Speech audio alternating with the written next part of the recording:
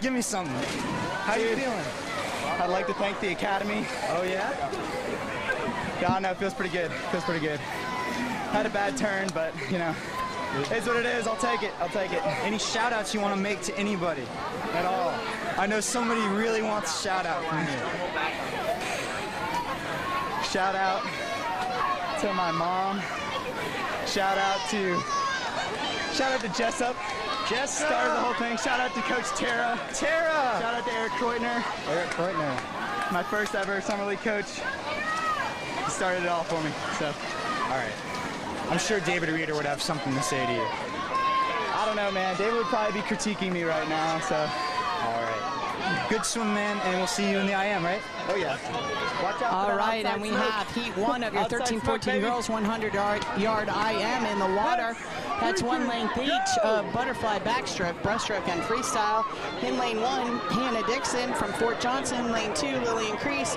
Lane three, Kyra Boykin. Lane four, Olivia Polk. Lane five, Catherine Jackson. And lane six, Paige Woods. And your record in this event is held by Mary Alice Dupree from 2015, a time of 102.03. Does not look like we have anybody in this event today that's challenging that record, but we'll just wait and see. Watching Mary Allison was fantastic. She could just fly. And already at age 13, just 102, that's very impressive. I'm not sure I could go 102 I am, and I'm a 21-year-old man. All right, we've got heat two on the blocks. In lane one, Emily Morrell from Park Shore. Kylie Allemeyer in lane two. Nala Littlejohn in lane three. Madison McSwain, lane four. Jessie Fletcher, lane five. And Marley Nielsen in lane six. You know, I love watching any of the IMs. 100 IM for here, the CCAA champs. You're going to see a lot of lead changes in the 100 IM. Maybe a swimmer's strongest stroke is butterfly. They get a good lead and then just try to hang off the other swimmers. That's what's so exciting about it is you really don't know because you have to be somewhat strong in all of the strokes here to have a good time. We often hear them talk about breaststrokers being your best IMers, but I've seen plenty of IMers where breaststroke is still their weakest of the four strokes and they still have considerable success. Yeah, if you have a gutsy butterfly or a backstroker who's willing to truly put it out on the line on that first 25, they'll be fine. It's that mental game too. Oh, well, my breaststroke slow me down. You know, if you can keep them focused, like you said, Kathy, on getting out there, and strong butterflies can't get it done.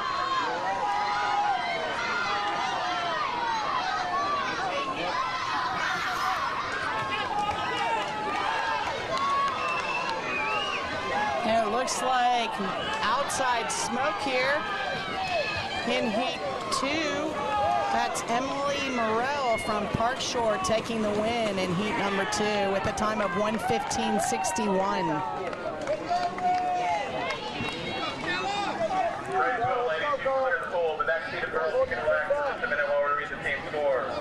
These are the scores with 8 events to go at the end of the breaststroke. 18th place, 236 points at Fort Johnson. 17th with 589 at Somerville Y. 16th, 807.5 points, Pine Forest. And 15th with 833.5, Legend Oaks. 14th place, Ashboro, 864.5. In 13th at 1156.5 is Crowfield. 12th place with 1162 is Chamelot. In 11th at 1,247 Long Point. 10th place, 1,427.5 is Dunes West. In 9th, 1,531.5 is Park Shore. 8th place, 1,636.5 Chatham. In 7th, 1,681.5 Newington. In 6th, 1,688.5 James Island. In 5th, 1,731.5 Hobcaw. 4th place, 1,978.5 is Coosaw Creek. In 3rd, 2,095.5 points Northbridge Terrace. In 2nd, 2,413 Daniel Island. And leading by 298 points with overall total of 2,711 points, the State Farm swim team.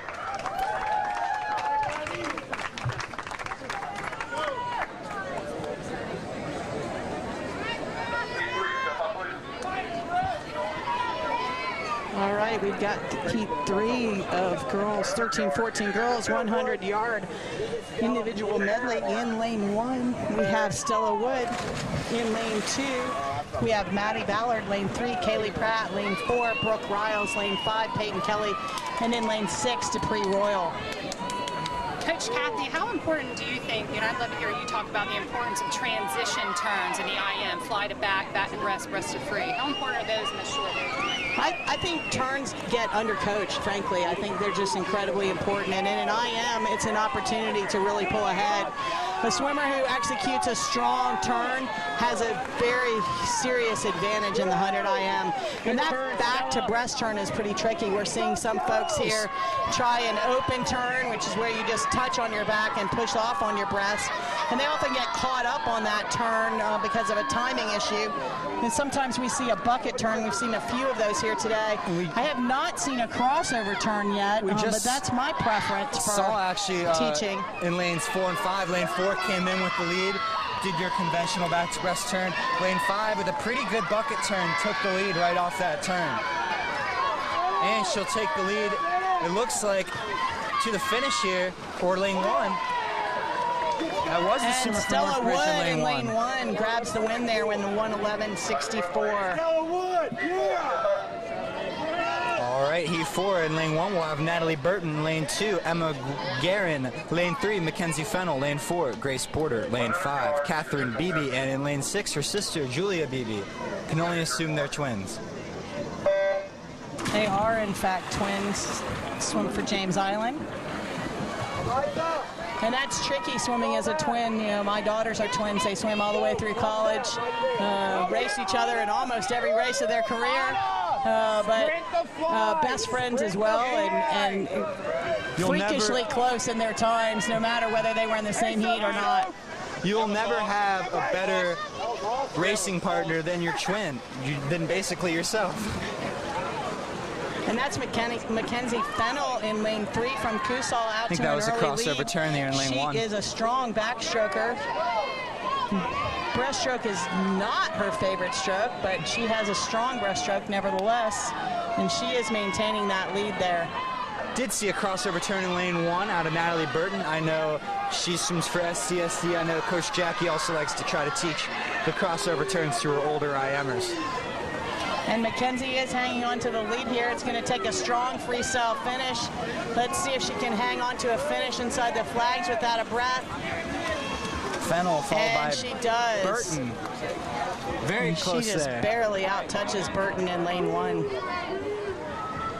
Something I'm hearing coaches talk about on deck and leading up to the city meet is proper suit fit. I don't know if y'all have had a chance to talk about that, but a lot of swimmers tend to wear their suits too big. Really can create a lot of drag. So, right here it really gets important. You want to deal with the small details of having a well-fitting, tight suit, not to catch air bubbles in this race. A proper racing suit should take about at least 10-15 minutes for a guy to put on for the first time, and longer for the girls. But a lot of parents don't realize you actually need to buy a smaller size than their typical suit size. And Grace Porter in that last heat had a nice handshake there at the end. Reached across the lane rope to give Fennell congratulations for winning that heat. We do see the backstrokers coming into the wall, and they all, except lane 1, opted for an open turn. And we did see lane 1 make up a little bit of distance there because she executed such a strong turn. It is lane 2 out in front. That's Abby DeGarrity from Crowfield. Ellis Pitts in lane 5 also looking very strong. Here's your round turn. Saw Ellis winning the 50 free and fly earlier. Looks like there will not be a triple crown. That was lane 2. Abby DeGarrity from Crowfield taking the heat, followed by Ellis Pitts. On the blocks, we have Eliza Smith, lane 1, Jill Smiley, lane 2, Gil Shaw, lane 3, Abby Hassel, lane 4, Sophie Freese, lane 5, and Bailey Gallagher, lane 6. This should shape up to be a very fast race. Many of these girls swim year-round, and they're racing each other next week in the state championships. And a lot of these girls have been racing all day. We've seen some great races. And I think the 13-14 girls have actually given us our most exciting races of the weekend so far.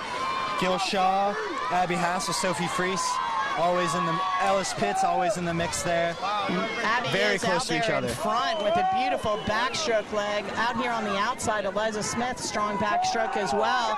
Sophie Fries coming on in the breaststroke. Looks like Gil Shaw too. Shaw may pull up as well. Looks like Fries is taking the lead, but lane 2, Daniel Island, Jill Smiley also looking strong. The 4 swimmers almost turning together.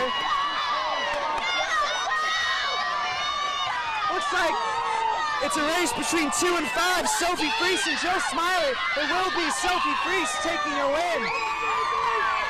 1:04.07 for Sophie Fries. And what a race. Followed by Jill Smiley in lane 2 and Abby Hassel in lane 4.